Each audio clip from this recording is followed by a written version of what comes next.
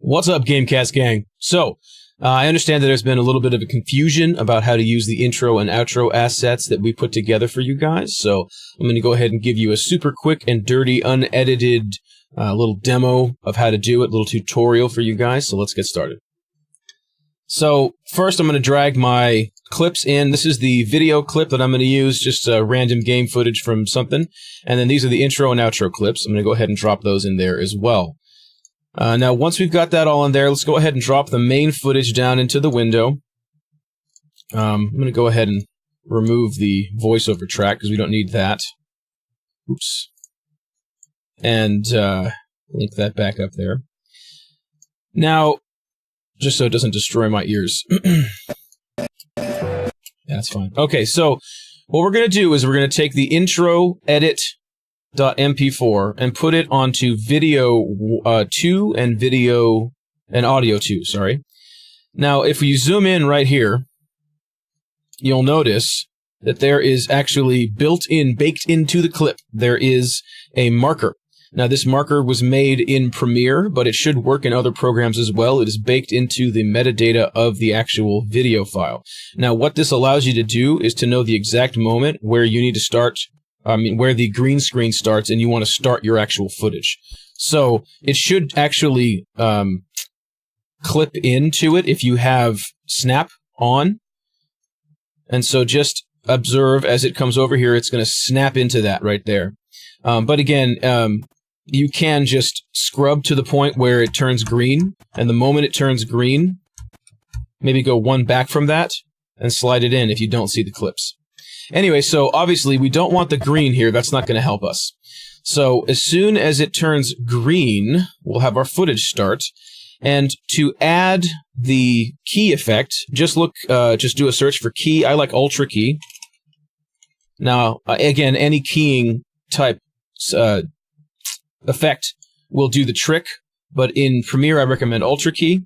And then come up here to the effects control panel, and then go ahead and grab your color grabber tool here and pick up that color. And then I'm going to recommend the setting. If you're going to use basic settings, just go for aggressive. There's nothing remotely close to that green color in the base footage. So now, instead of it turning green, it immediately blinked to clear, right? So we've got a nice transparent centerpiece there. But obviously, we don't want our footage to just jump in there because that would be a little bit harsh. So what we're going to do is we're going to add in a little bit of a fade. So I like a cross dissolve. But again, any simple fade should work. And I tend to think that about 10 seconds is a good length. So we'll dial this back to 10 seconds there. And then we're also going to want the audio to fade in. So we'll go ahead and do a constant power audio fade. But again, any kind of audio fade. And you could even honestly, come in and do an opacity fade for the video and a gain or a volume fade just in here if you want. But I like to use the effects. It's a little bit simpler and slicker.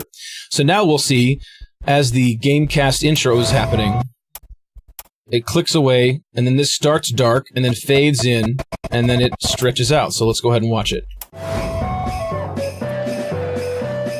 There you go. Now, say we want to make an outro over here. So we're going to go ahead and grab our GameCast outro edit, again, putting it on the other little lines here, the other lanes. And as you can see, once again, we've got two... Actually, that one's unnecessary. Anyway, we've got ourselves our little marker there. And again, we should be able to just drag and snap. See that? Snap to it. And that's, again, when the green disappears. Boom. Okay, so basically the same routine with this one here. We're going to do Ultra Key, drag it over, come into the effects panel, grab your color dropper, select the green. Again, I'll recommend aggressive. And then you're pretty all set. But again, we don't want the footage to just clip out. So let's go ahead and add those other effects in there. So we were using cross dissolve.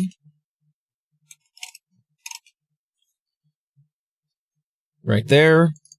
Oh, come on. There we go. And again, I like to recommend about a 10-second duration. And then we'll use constant power. For our audio fade, again, about 10 seconds. Looks nice. And then here's how it will look. Nice and clean. I know that some of you are thinking, hey, I thought we were going to be doing a blur towards the end of the footage for some of these different videos, so we can go ahead and add that in just for fun. Let's do Gaussian blur. Is my favorite blur. Go ahead and drop that in here. And let's set a keyframe for right about maybe here. Go up to the Gaussian blur.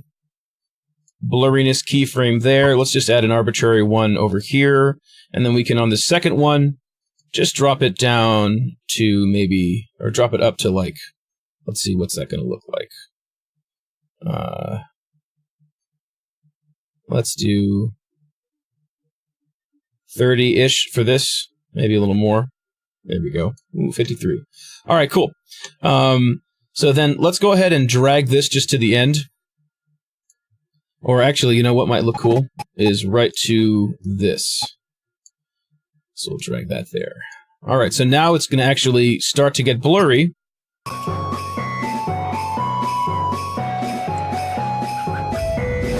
Just like that. So why don't we go ahead and watch the whole thing together.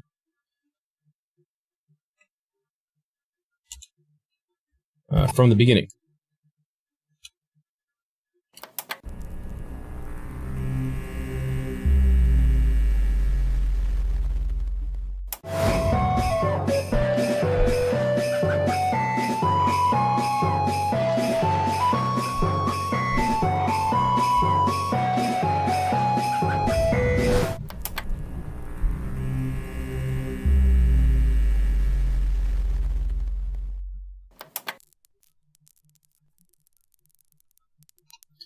There you go, my friends. That's how it's going to work.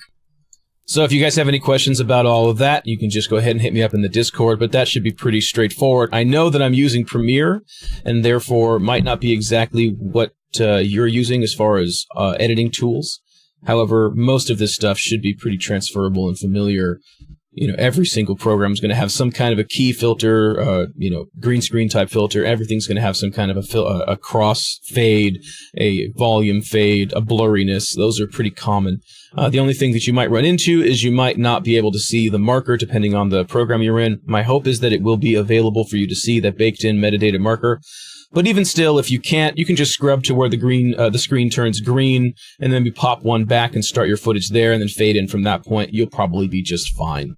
All right, hopefully that was helpful. And again, if you guys have any questions, hit me up in the Discord, and I'll see you guys around. Hopefully that answers your questions.